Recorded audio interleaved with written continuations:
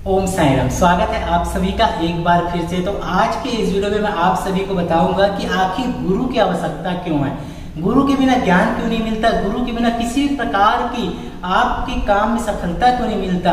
गुरु ही गोविंद है, गुरु ही दयाल है और गुरु बिना कोई भी व्यक्ति कुछ भी नहीं कर सकता। जीवन में अगर आपका कोई एक गुरु नहीं है तो आप कभी भी कुछ नहीं कर सकते। इसी बात को लेकर शिरडी में साईं बाबा के समक्ष हुआ था बहुत बड़ा विवाद। आखिर क्या हुआ था, उसके बाद कैसे साईं बाबा ने उस समस्या का समाधान किया था और कैसे बाबा ने अपने भक्तों को बताया था गुरु के उपदेश के बारे में, गुरु की उपलब्धता के बारे में कि आखिर गुरु के बिना क्या क्या नहीं हो सकता। तो आज के इस वीडियो में, आज के इस चरित्र में हम बाबा की द्वारका माई से आपको यही बताएंगे गुरु के बिना कैसे आपको ज्ञान प्राप्त नहीं होगा। तो आपसे वीडियो शुरू करने से पहले अगर आप बाबा के सच्चे भक्त हैं, अगर आप बाबा को दिल से चाहते हैं, अगर बाबा ने आपकी कोई मुराद पूरी की है, बाबा ने आपके कष्टों को दूर किया है, बाबा ने आपके सपनों को पूरा किया है, तो कमेंट में ओम साईं जरूर लिखिएगा और वीडियो को शेयर जरूर कीजिएगा। हर तरफ साईंमय हो जाए और लोगों को पता चले साईं का चमत्कार। जो आज साईं बाबा को तरह तरह के नाम से संबोधित करते हैं, आज साईं बाबा का लोग हिंदू मुसलमान के नाम से संज्ञा देते हैं, उन ऐसे लोगों को ये वीडियो जरूर शेयर कीजिएगा। अभी कुछ दिन पहले मुझे कमेंट आया कि साईं बाबा चांद मियां है। मैंने बोला चांद मियां कौन थे, आपको पता है क्या? चांद मियां साईं बाबा का एक भक्त था जो शिरडी में बाबा की जब घोड़ी चांद में घोड़ी हो गई थी तो बाबा ने आवाज देकर उसकी घोड़ी को बुलाया और उस भक्त का नाम चांद मियां था। और तब से वो भक्त बाबा का परम भक्त बन गया था। और तो और उसकी उसके भांजे की बारात के साथ ही बाबा शिरडी पधारे थे, वो था चांद मियां। तो मैंने कहा उसे, क्या तुम्हें पता है? तो उसने मुझे क्या कहा, सुन के आप लोगों को हंसी आएगी। उसने मुझे कहा कि गूगल में पढ़ लो साईं बाबा के बारे में, क्रोम में पढ़ लो। तो मेरे भाई, गूगल और क्रोम को लिखने वाले भी आप जैसे ही तुच्छ लोग हैं जो बाबा को बदनाम करने में लगे हैं। किसी संत का चरित्र जानने के लिए खुद का स्वयं संत होना बहुत आवश्यक है। तुम गूगल के भरोसे, क्या तुम्हारा भी विकिपीडिया गूगल में भरा पड़ा है क्या? तो कैसे आप साईं बाबा के बारे में उंगली उठा सकते हो? एक बार जाके शिरडी में देखो, एक बार जाके साईं के चरित्र को पढ़ो, उसके बाद ही साईं के बारे में कुछ कहना, अन्यथा कोई कमेंट मत करना, क्योंकि आपको कोई हक नहीं है मेरे साईं के बारे में एक शब्द कहने का। तो चलिए इन व्यर्थ की बातों को खत्म करें, क्योंकि जिसका नाम है वही बदनाम है। और मेरे साईं तो जन्म जाता है। मेरे बाबा ने इतने चमत्कार किए हैं, इतने कि मैं आपको शब्दों में बयान नहीं कर सकता। अनगिनत चमत्कार है मेरे बाबा के, अनगिनत चमत्कार है। और स्वयं में साईं की द्वारका माई में बैठा हुआ हूँ। बाबा की अखंड धुनी जल रही है, आप देख सकते हैं पीछे, और अखंड ज्योत जल रही है। और ये हूबहू शिरडी धाम करगी रोड कोटा में 1972 से साईं का दरबार स्थापित है। अगर आपकी कोई समस्या है, कोई परेशानी है, कोई कष्ट है, आपके जीवन की कोई भी प्रकार की समस्या परेशानी है, नहीं बन रहे हैं, तो एक बार, एक माह की लकड़ी, एक दिन की लकड़ी, एक दिन का तेल का दान अपने नाम इस द्वारका माई की अखंड ज्योत या अखंड धुनी में कर देना। देखना बाबा कैसे आपके इस कष्टों को जला के खत्म कर देंगे। अधिक जानकारी के लिए, अपनी सेवा प्रेषित करने के लिए आप दिए गए नंबर पर फोन पे, पेटीएम, गूगल पे कर सकते हैं। साथ ही मंदिर के अकाउंट डिटेल में भी अपनी सेवा प्रेषित कर सकते हैं। मंदिर निर्माण के लिए, साथ ही यहाँ पर हर गुरुवार को अन्नदान होता है, उसमें भी आप अपनी सेवा प्रेषित करते हैं। तो चलिए, मेरा नाम है राम गुप्ता। मैं आज आप लोगों को गुरु की आवश्यकता और साईं के दरबार, ये जो बहस हुई थी, कैसी बहस थी, क्या हुआ था, कैसे बाबा ने इसका सार समझाया था, तो चलिए आज की इस वीडियो में शुरू करते हैं। बोलिए साईनाथ महाराज की। एक भक्त थे साईं बाबा के बाला साहब और उनके गुरु की आवश्यकता पर वाद विवाद चल रहा था। तो वहां मेरा मत था कि स्वतंत्रता त्याग कर पराधीन क्यों होना चाहिए, तथा जब कर्म करना पड़ता है तब गुरु की आवश्यकता ही कहाँ रही। प्रत्येक को पूर्ण प्रयत्न कर स्वयं को आगे बढ़ना चाहिए। गुरु शिष्य के लिए करता ही क्या है, वह तो सुख से निद्रा लेता है। इस प्रकार मैंने स्वतंत्रता का पक्ष लिया और बाला साहब ने प्रारब्ध का। उन्होंने कहा कि जो विधि लिखित है वो घटित होकर रहेगा। इसमें उच्च कोटि के महापुरुष भी असफल हो गए। कहावत है, मेरे मन कछु और है, विधाता के कछु और। फिर परामर्शित शब्दों में बोले कि भाई साहब, यह निर्विद्यता यह क्रोध, यह अहंकार छोड़ दो। तुम्हारा अहंकार कुछ भी सहायता नहीं कर सकता।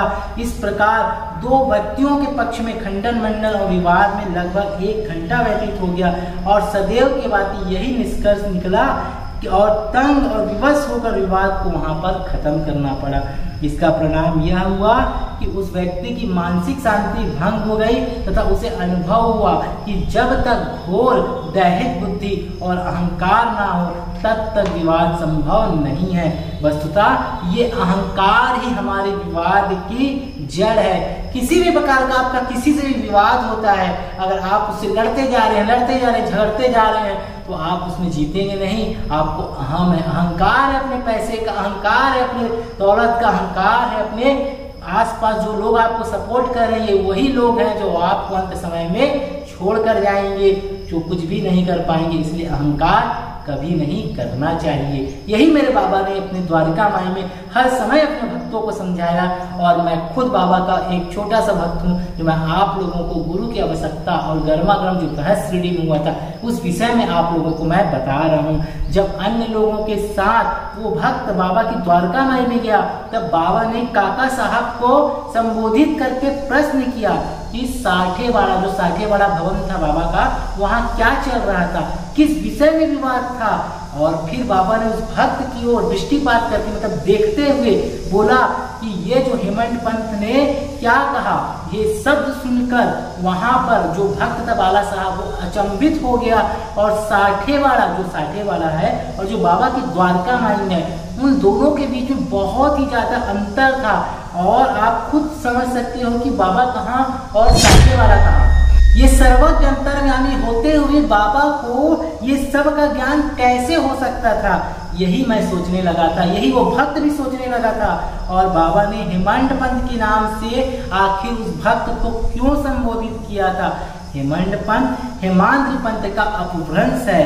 हेमंत पंत देवगिरी के यादव राजवंश महाराजा देवराम देव के विख्यात मंत्री थे, और वे उच्च कोटि के विद्वान, उत्तम प्रकृति और चतुर्वर्ग चिंतामणि, जिसमें आध्यात्मिक विषयों का विवेचन है, और राज प्रसिद्ध जैसे उत्तम काव्यों के रचयिता थे। उन्होंने ही, जी हाँ, उन्होंने ही हिसाब किताब की मतलब जो हिसाब किताब रखने की जो पद्धति है, प्रणाली है, उसका आविष्कार किया था और बही खाते की पद्धति को जन्म दिया था।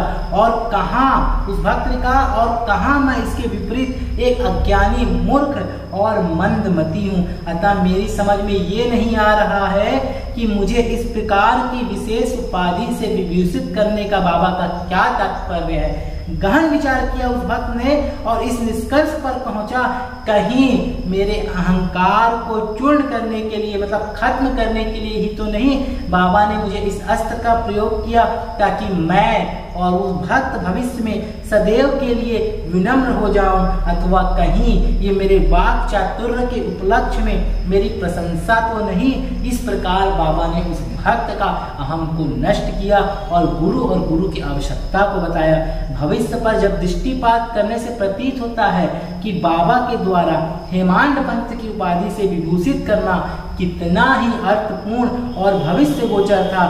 सर्वविदित था कि कालांतर में दाभोलकर ने, जी हाँ, जो बाबा का परम भक्त था, दाभोलकर ने ही श्री साईं बाबा संस्थान का प्रबंध सुचारू एवं विद्वतापूर्ण ढंग से किया था, और हिसाब किताब कितने उत्तम प्रकार से रखे, तथा साथ ही महाकाव्य श्री साईं सच्ची की रचना भी की। इस ग्रंथ में महत्वपूर्ण आध्यात्मिक विषयों जैसे ज्ञान, भक्ति, वैराग्य, शरणागति व आत्मनिवेदन आदि का समावेश है।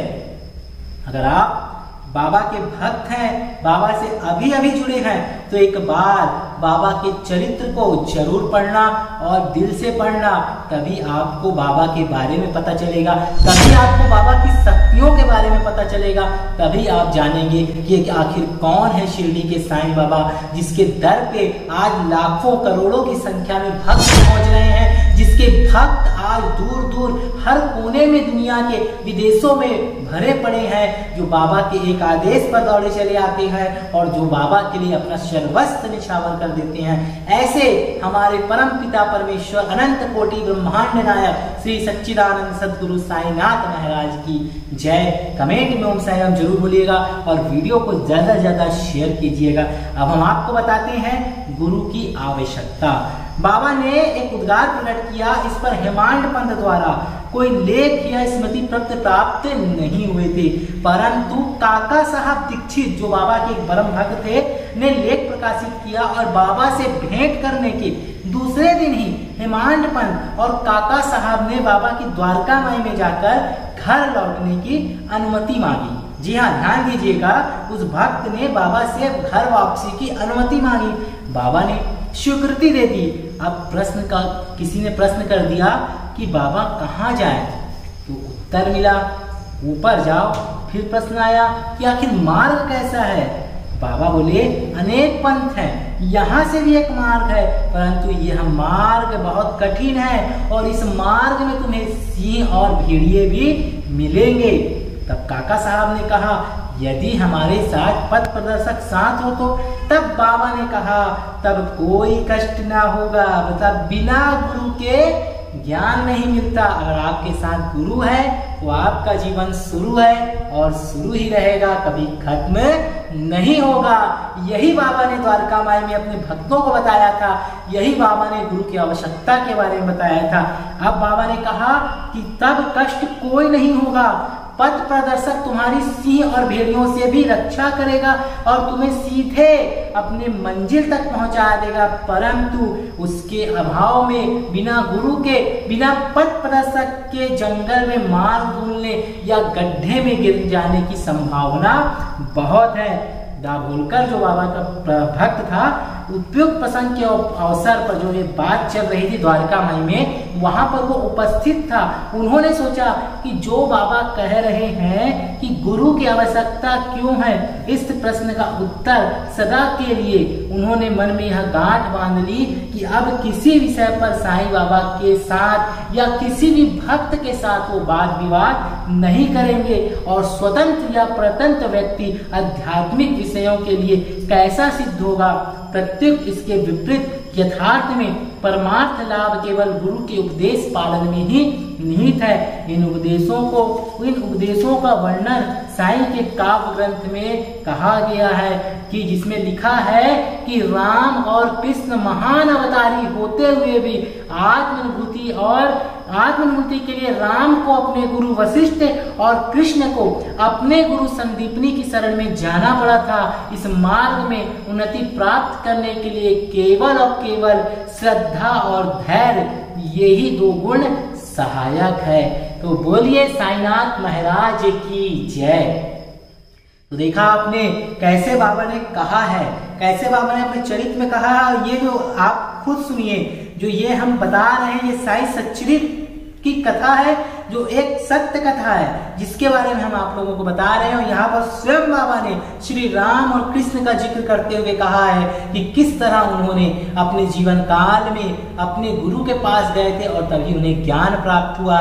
जो जीवन भर राम कृष्ण हनुमान करते रहा, वो कैसे हो सकता है मुसलमान, कैसे कोई उसको कुछ भी कह सकता है। भाई साईं बाबा सबका मालिक एक है, वो हर धर्म को मानते थे, हर धर्म के लोग उसके दरबार में जाते थे और आज भी जाते हैं। ये आज की सोशल मीडिया, आज के लोग, आज की युवा पीढ़ी जो बाबा को नहीं समझ रहे हैं, बस मैसेज आया फॉरवर्ड कर दिए, क्रोम में पढ़े फॉरवर्ड कर दिए। और कोई वायरल शख्स जिसे बाबा के बारे में टिप्पणी करने में बहुत मजा आता है, बस छोटी सी एक टिप्पणी कर दिए, लोग उसका वीडियो बनाने लगे और वायरल कर दिए। भाई हाथ जोड़ के निवेदन है सबको, आप लोगों को, कि मेरे साईं को बदनाम ना करें। मेरा साईं है और जो साईं का है वो साईं का ही रहेगा, उस पे कभी कोई आंच नहीं आएगा। भाई मैं हनुमान जी को भी मानता हूँ, राम जी को भी मानता हूँ और साईं जी को भी मानता हूँ, क्योंकि जो साईं के रंगों में रंग जाता है उसका जीवन खुशियों से भर जाता है। जयकारा मेरे साईनाथ महाराज का, बोलिए सांचे दरबार की जय। अगर आपके जीवन में कष्ट परेशानी बहुत घेर लिए है, अब आपको लगता है कि बहुत बाबा का पूजा कर लिए, बहुत भक्ति कर लिए, कोई राह नजर नहीं आ रहा, कुछ हो नहीं रहा है, तो भाई सब्र ही एक बहुत बड़ी ताकत है। बाबा हमेशा कहते थे श्रद्धा और सबूरी, जिसके जीवन में श्रद्धा और सबूरी है उसकी नैया बाबा जरूर पार करेंगे। कष्ट तो आपने क्या झेला है, जो कष्ट हम झेले हैं, जो कष्ट हम झेल रहे हैं, उसके बाद भी बाबा की शरण में है, क्योंकि हमें उम्मीद है, हमें आशा है कि कि साईं हमारी निराशा को खत्म करेंगे। मिलेंगे अगली बार एक नई खास वीडियो के साथ, तब तक बहुत बहुत धन्यवाद। अगर आप लोगों ने अभी तक इस चैनल को सब्सक्राइब नहीं किया है तो दुनिया के सबसे बड़े यूट्यूब चैनल साईं जीवन माला को सब्सक्राइब करके इसके सदस्य आज ही बने, बेल आइकन ऑन कर ले, नोटिफिकेशन ऑन कर ले। साथ ही अगर आप सभी धाम के पर्सनल मेंबर बनना चाहते हैं तो ज्वाइन जरूर करें। ओम साईं राम।